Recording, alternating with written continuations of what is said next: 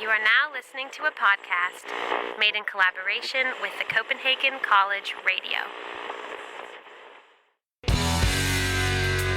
Welcome back to the 6th episode of the Social Media and Politics Podcast, which is all about bringing you expert insights into how social media is changing the political game. I'm your host, Michael Becerra, PhD student at the University of Copenhagen. Thanks so much for joining us. Now, we've just launched on iTunes, so if you like the podcast, please show us a little love by subscribing and leaving a short review in the iTunes store. It really helps spread the word. There's a short video on how to leave a review on our Facebook page, facebook.com/Social Media and Politics Podcast. All right, I am so excited to talk to today's guest. As a researcher of social media and elections, it's my job to look at political campaigns and try to figure out how politicians are using social media to mobilize and persuade voters. But in just a moment, we'll be hearing about exactly how campaign strategy goes down from an insider. My guest today is Chasen Campbell, Vice President of Client Strategy at Harris Media, a communications and digital marketing firm based out of the great city of Austin, Texas. Harris Media has run online strategy campaigns for a number of high-profile U.S. political elections. Most recently, that includes Kentucky Senator Rand Paul's presidential bid in 2016, but also Senate Majority Leader Mitch McConnell's election campaign in 2014, not to mention a number of other politicians you may have heard of, like Ted Cruz, Sarah Palin, and even non-U.S. actors like Israeli Prime Minister Benjamin Netanyahu and Nigel Farage's UK Independence Party. Joining me now via Skype from Austin, Texas, is Harris Media's Vice President of Client Strategy, Chasen Campbell. You can follow Chasen at Chasen Campbell on Twitter and check out some of his work at www.harrismediallc.com. Chasen, welcome to the Social Media and Politics Podcast. Thank you, Michael. Thanks for having me. So, can you tell us a little bit about Harris Media? What does the company do, and what's your role there? Yeah, so, we're, like you said, a communications and advertising firm out of Austin. Most of our clients are political in nature, whether that's campaigns or advocacy groups or, super PACs like you hear about. And we do all of their digital advertising, their social media. We build websites. We have a team of awesome graphic designers here that do all of our creative in-house, from photos, GIFs, short videos, and we're about 40 people strong in our firm here. We do work, like you said, all across America, but internationally as well. Cool. And what I'm interested in is, and I was looking at your bio a little bit on the website, is micro-targeting. So how does that work exactly, from someone on the ground, so to say? Yeah, well, a lot of campaigns now understand the power that digital has for speaking to a very narrow audience on an issue that they care about, and using, we worked on Senator Portman's campaign in Ohio this year, and he went on to one of the largest Senate victories, I think, in recent memory. He beat his opponent, the former governor, by over 1 million votes. And Senator Portman cared a lot about micro-targeting and had about 7 to 9 different audiences. And how that works is, a lot of times it's done in conjunction with a polling and canvassing firm that will actually go out and speak to people and see what issue moves them the most. And then based on those results, they'll go and create a model of who else is most likely to also agree with this person. Mm-hmm. And depending on the size of the state, that could be as few as, 50,000 people, or that could be as large as 1 million people.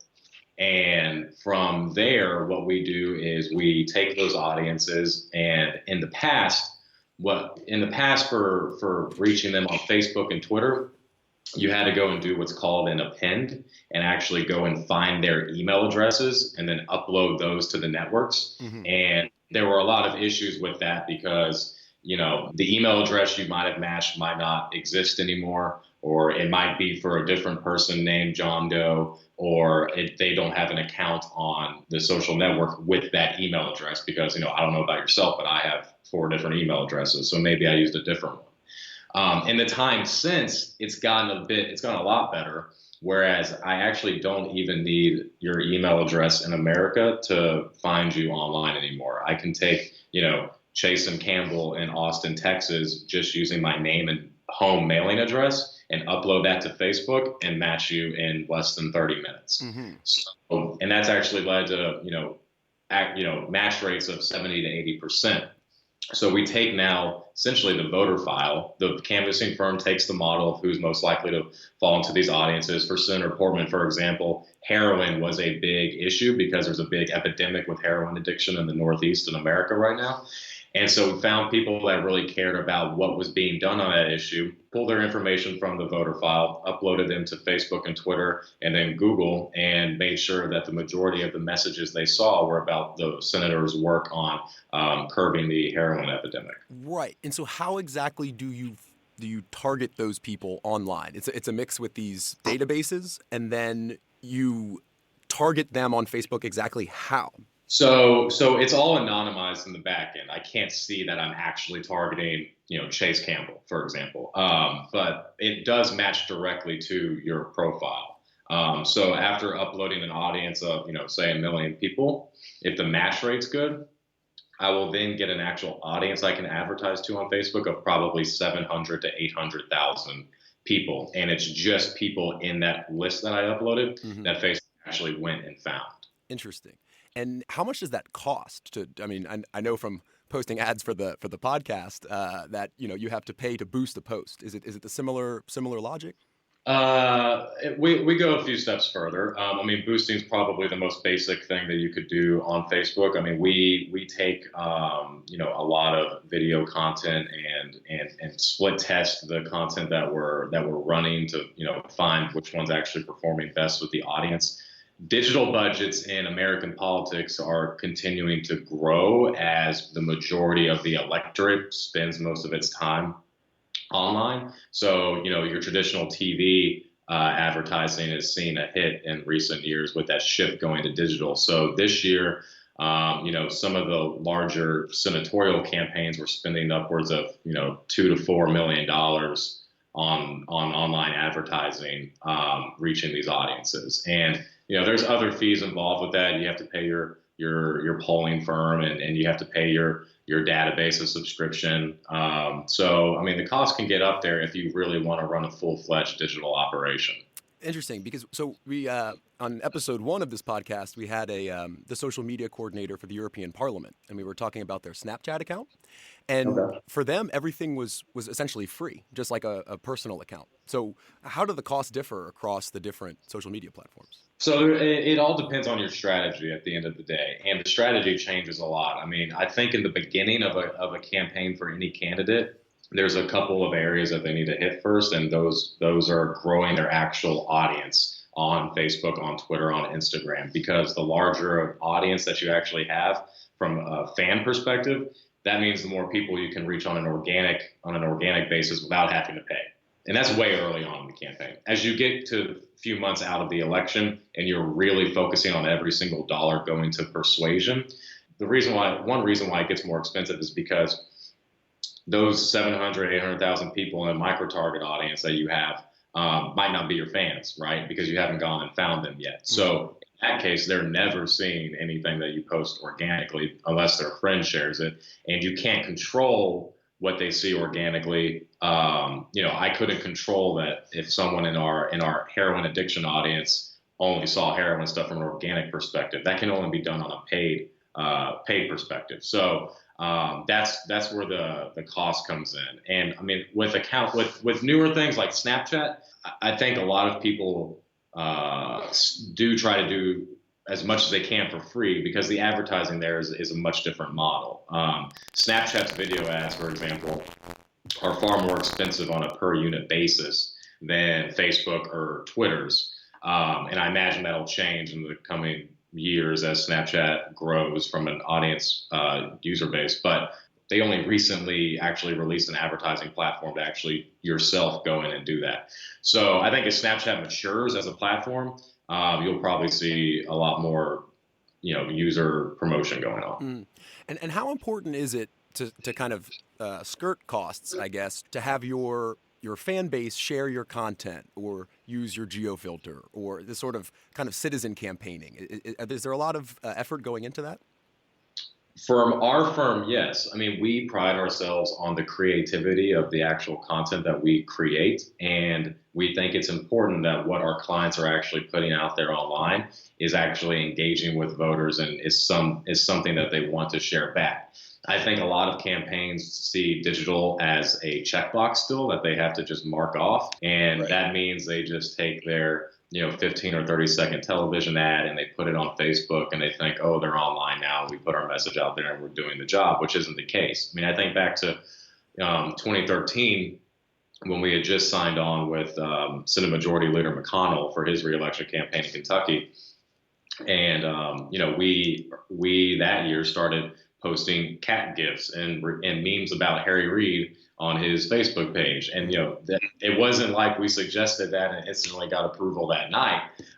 There was some time it took there. But once we got the campaign comfortable with that, I think some of that stuff that we did was the most engaging stuff that we actually put out there for the senator. And, the internet's so different, I think, from any other medium because it's very easy to close out whatever you're seeing, right? You can't close your television ad out. So, I mean, if you're really not engaging and creative, someone can just easily move on to the next thing. And so it's very important, and it's why the majority of people that work at our firm, are very, it's very young, very creative. Everyone here uses social media personally, so that, I mean, we're using the things that we see in our own personal life that work well and applying that to our candidates. So I want to ask, because, I mean, you guys have such a impressive list of people that you've worked with. So from the latest presidential campaign to Senate races, gubernatorial races, special interest groups as well. How do you approach the communication strategies for each campaign? Is there a sort of underlying approach that you have, or do you have to tailor each campaign based on? Yeah, it's different for every campaign. I mean, take a regular campaign, for example, with actual candidates. If you're the incumbent, the messages that you're putting out there are probably going to be much more different compared to a primary challenger who's never held office before and is trying to be an insurgent candidate. And if you're, a Republican in Connecticut, that doesn't mean you hold the same views as a Republican in Texas. That's for sure. So the issues that are important and the extremity to which you message on those issues changes, but also just the nature of the candidate in general. I mean, if you're Senator Portman and you've been in the Senate for a term already, then you're probably going to speak more towards the work that you've done and the work you want to continue doing, and not so much about how the other guy's terrible, right?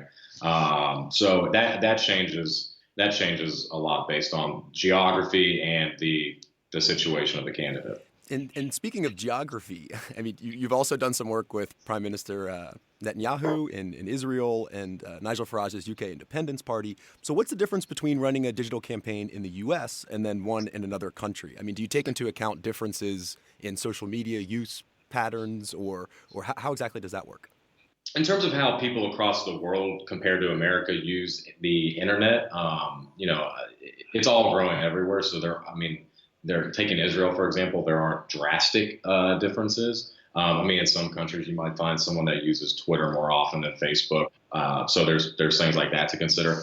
But I think the biggest differences between an American political campaign and a foreign country like Israel that we worked in is that the cycle is very different. So in America, people began running for president as soon as the 2014 midterms were over. I mean, Ted Cruz announced, I think, at the end of February. We announced with Senator Paul in March of 2015, and the election's been going on ever since then, and people are exhausted. Right. In Israel, you can't even campaign until, I believe, the last 3 months before the election date. So the actual lead-up time that you have is much shorter, and so the time that you have to actually persuade voters, that window is a lot narrower. So it's increasingly important, I think, in those types of situations with coalition governments and smaller election periods to even have, perhaps more engaging content, because you don't have the benefit of a 2-year period to speak to someone. So you view that as a benefit to sort of, I guess, have things in phases, whereas in a different country with a shorter campaign period, it's really intense, driving engagement from the get go. Exactly. And Yeah. so how do you? By the way, for our listeners, on your website harrismediallc.com, you have some really cool case studies of the Mitch McConnell race, for example, or Ted Cruz in 2012. So I'd recommend our listeners to go check those out. They're kind of like PowerPoint slides of the different strategies you guys have been doing. But if you're really going for engagement, if you really want to get people off the bat into the campaign, what do you do to drive engagement? The internet's a great place, and things that are popular on the internet change every single day. So I think that being quick enough to latch on to what's trending at that moment, and for some of the more traditional older voters, keep it in the frame of reference of whatever issue was, what is important at that time. I think all of that is important, and the attention span of voters online is very small. And people are, every app you have, Facebook, Twitter, whatever, you're scrolling. You're just moving through your phone really quickly. And you're probably stopping on an individual post for all of 1 or 2 seconds unless you actually care about it and engaging with it. So I think in that sense, it's very important to get a message across that's short, easy to understand, and is entertaining. And, obviously, I think memes are a very good way to do that. There was a funny one for Senator McConnell about Harry Reid and losing the gun control battle in the Senate in 2013 that I can send you, that did really well. But I think those are the important pieces of the equation: short, easy to understand, and engaging. And if you're not catching someone within those first 1 to 3 seconds that they actually see it, take it like a traditional TV ad, for example, when the important message is at the end of the ad, at the end of the 30 seconds, you've already missed them entirely, and there's nothing that's going to resonate there. Interesting. What's it like working with some of these high-profile politicians? Do they give you free reins to do what you want, or do they tell you this is what we want you to do, or is it sort of a collaborative effort between the two groups? Yeah, again, everyone's different. Senator Paul certainly handled his campaign much differently than Senator McConnell did. Senator Paul, on his presidential campaign, was very active in what was happening online and was providing ideas all the time. There's a YouTube video on his campaign channel where he destroys the tax code, and he puts it through a wood chipper, he takes a chainsaw to it, and he sets it on fire. And that was actually his idea. That we executed it, but it was actually his idea. In that sense, on that campaign, it was a lot of fun because the senator himself was very involved. And then I think about also, we were actually in D.C. the day that he filibustered on the privacy, NSA conversation going on in America, and we were actually just filming a couple videos for the campaign that morning with him. And then he, went to session in the Senate and didn't tell anyone what he was going to do. And all of a sudden people said, oh, wow, he's filibustering now. And we had to quickly go and get everything put together for him. So, that was a fun day too, because, it caught us off guard, but it also gave us a lot of leeway to be creative and help spread the message of what he was doing while he was filibustering. So more campaigns are more guarded. I think you traditionally see that more for people who've been elected to multiple terms and they understand what it is, or they think they understand what it is they want to do online, and they want to keep you more boxed in and just execute what they want to do. But, I think as we get to 2018 and 2020, you'll see more and more campaigns kind of turn over the keys, essentially. Mm-hmm. Now, looking at Harris Media's clients, there's a common thread running through them, which is they're all on the right side of the political spectrum. They're all quite conservative. So my question is, do you only work with campaigns that have this ideological bend, or are you guys for hire from the left as well? For political candidates, we typically only work with Republicans. But even that means something different to a person depending on where they're from and how they think. When we work for, Senator Cruz, everyone in Texas, very conservative, love that. And then when we turn around and work for Senator McConnell, it's, he's not a Republican, why are you working for him? Mm-hmm. So, the opinion changes based on the actual person rather than the letter next to their name. But yes, typically Republicans. So when you're working with these campaigns, you're overseeing some pretty hefty budgets, as you were saying. Digital spending is increasing. And it says on your website that you work with partners at Google, Twitter, and Facebook. So what's that like? What are you guys actually talking about? So, we spend a lot of time crafting strategies. For Senator Paul's presidential campaign, we spent a day up in Mountain View at Google's headquarters with the team that we work with at Google regularly, and we just spent 3 or 4 hours in a room just brainstorming things that the senator could do in his campaign, from everything related to digital. We value those relationships, and there are some very, very smart people working at these companies that are helping us to execute the strategy that we're coming up with, and in some cases even help us form the strategy that we're coming up with, because they understand their platforms better than anyone does because they work at these companies. And so on a very regular basis, I would say almost daily, we're speaking to our teams. Google and Facebook and Twitter actually have teams of Republicans and Democrats that actually help to facilitate all of the advertising. And what's in it for them? Well, what's in it for them is they want our money. So if they're helping us come up with good strategy and entertaining ideas, it's more likely we're going to spend more money on their networks, which is better for their bottom lines. So it's not about improving quality of democracy or any of those features. It's ultimately market-driven, basically. There's capitalism at the end of the day. All right. So I want to ask you, we talked a little bit about micro-targeting, but analytics. So these sort of numbers that you get from how many people liked your page, responded to a post. How important are analytics to a digital campaign? Extremely important if you're spending a lot of money. We report, depending on the how often the client wants them, but also the money that's being spent. We report back on analytics weekly, so often more often than just a weekly basis, to show them what's working best. And it goes far beyond how large is your page or how many people have visited your website. I think one of the most important forms of advertising you can actually do online is a search ad, because that's the one time where a voter is actually indicating that they want to receive some sort of information back on what they look for. And so, that's the most persuasive time you can reach someone.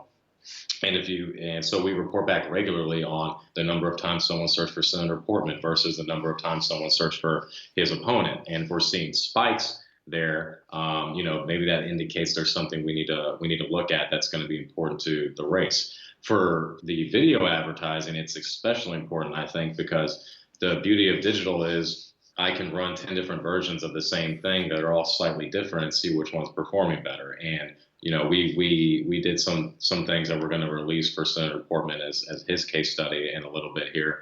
But we did some things over the summer for him for his video advertising, where we were editing his YouTube videos to try to catch people's attention before they actually had an opportunity to click the skip button on the ad. And drastically, by over 14 percentage points, increased the view rate and decreased by, I think, 6, 7, 8 cents, the average cost per view that we were seeing on those videos. So we were able to keep people watching the video longer, so the message was getting across, and it was also costing us less per individual person viewing it because people were less incentivized to click the skip button. So all of that comes back at the end of the day, and we put them together for the campaigns and provide our subjective insight on what it actually means for them at the end of the day. Mm-hmm.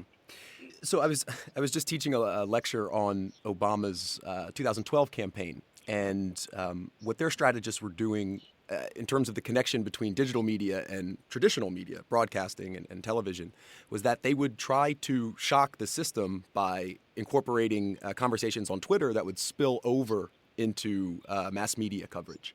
So is that part of your strategy as well, trying to get that exposure through Fox News? Absolutely.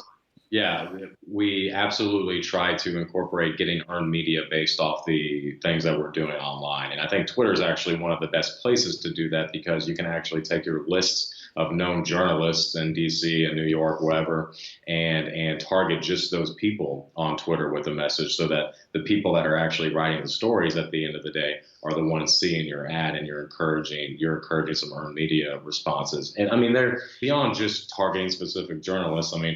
If what you're doing is really engaging, you'll get a lot of earned media. And I think back to Senator Paul when he did a all-day live stream on the ground in Iowa during his presidential campaign. That got a lot of coverage because no one else had done that. And he, at the end of the day, had gotten a little frustrated and he cursed on the live stream, and that got a lot of coverage. And it turned out to be a funny moment for the campaign. But it also helped him get a lot of earned media, in a race that Donald Trump was pretty much taking all the air out of the room from that perspective. So I think that's important for a campaign. Every bit of free coverage you can get is coverage you don't have to pay for. And so we've got a few academic listeners who'd be interested, I think, to hear about the role of social scientists in these big-time U.S. campaigns. So it's no secret that the Democrats have sort of led the charge in using social science methods to run experiments for political ads. What about Republicans? I mean, you've got this creative group of people at Harris Media, but are you using some sort of social science methods to see what's working and what's not working? Yeah, I mean, I haven't really worked on a campaign, a Republican campaign that had someone perhaps with that title or position. But from our perspective and what we're bringing to the campaign is actually looking at the analytics that are coming back from all the advertising we're doing and all the things that we're putting out there, and using that to actually predict what's going to work best next for the campaign. But in terms of actually having someone dedicated where their sole job is maybe, measuring sentiment on conversations online or predicting the next thing someone's going to talk about, not a lot of that. All right. Well, you can leave that to us. But peering into the crystal ball a little bit, what platform should we look out for in future campaigns? Is it newer social media like Snapchat, Periscope? Are they going to be game changers, or is it sort of the giants of Facebook and Twitter that will continue to dominate? Well, unfortunately, I think Twitter's seeing a lot of struggle right now, and I think President-elect Trump might actually be a good thing for them because Twitter's his preferred platform of communication. But as it relates to them actually being able to compete with Facebook and Google, I mean, no one's going to be able to compete with them based on the sheer audience size that they have. I mean, Google reaches 95% of the internet and Facebook has 90% of the American voters. So, I mean, actually being able to compete with them, I don't know that anyone's going to be able to do that. Snapchat is going to be important, I think, because it's very similar to when Facebook was in its infancy and millennials were growing up with Facebook as their first, platform for social media. Now you have people that are 14, 15, 16 that are going to be able to vote in the next presidential election, where Snapchat is their first social platform that they're using. And I mean, they haven't released audience numbers in a while. I think the last one they released was they were over 100 million users, which is pretty significant. But I think Snapchat will continue to grow, and as they get closer to an IPO and become a profitable company that's not just based on VC funding and releases more and cool ad units, I think Snapchat will continue to become more important. However, Instagram just released a lot of the similar features that Snapchat has, and Instagram has, I think, over 5 times the users, and shocker, Facebook owns them. So, Facebook, I think, is doing as much as it can to stave off competition from these newer networks that are doing things that maybe they didn't think of first, by incorporating them into platforms where perhaps a larger percentage of their audience is younger, like Instagram. So, Instagram has a more powerful advertising platform than Snapchat because it's Facebook's advertising platform. It's the exact same, and you can upload lists in the exact same way and micro-target people on Instagram just like you can on Facebook. And they just released live video, which, as we all know, is becoming a monster online. I mean, live video is all I see now on my own personal Facebook feed, and the campaigns used it to their benefit all the time. So it'll be interesting, but I think the giants will remain. Okay, interesting. So last question, which social media platform is your personal favorite? Twitter. Twitter. That's my personal favorite. I'm obsessed with Twitter. If you go read through my Twitter account, it's probably nothing but politics and the sad state of Texas Longhorn football. But Twitter is my personal favorite. I think anyone in this office will tell you if they look at me and I'm on my phone, I'm probably on Twitter. I'm obsessed with it. I get all of my news from Twitter, and that's the one I love to use the most. I can't remember the last time I posted a photo on Instagram or used Periscope. But yeah, Twitter's where it's at. But I begrudgingly acknowledge that it will not become the giant that Facebook and Google are. All right, Chasen, I've got a million and one other questions for you, but we're all out of time. Thanks so much for taking the time out to share your insights with us. Thank you.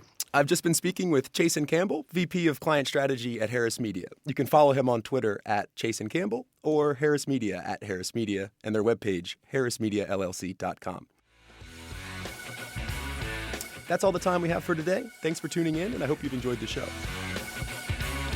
Please pass through the iTunes store, leave us a short review, and help spread the word. Big thanks to Copenhagen University for the studio, Earfunk for the jams, and Peter Orbeck for editing. I'm your host, Michael Becerra, signing off from Copenhagen. See you next time.